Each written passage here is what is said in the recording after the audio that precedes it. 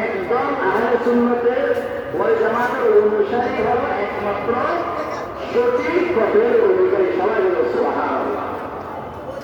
একদম পরিষ্কার বলেছিলাম যে হাদিস দিয়ে তারা বেদাত প্রমাণ করে হাদিসের লাশ অংশ বলে, আগের অংশগুলো পড়ে না। কারণ আগের অংশগুলো না পড়লে প্রত্যেক বিষয়ে একটা বিষয় দেখা দিতে যাবে। যেমন আমি বলি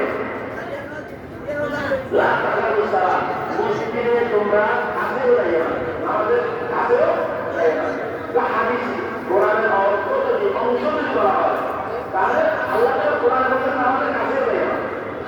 কিন্তু এর পরবর্তী একটা ওয়ান্তুল সুকারা, যখন মদ খাবে, গাঁজা খাবে, সিগারেট খাবে, বন্ধ জিনিস খাবে, সিগারেট খাবে, এরকম কে মসজিদে যাইও না, এবং পরিষ্কার পরিচ্ছন্ন হয়ে যাও।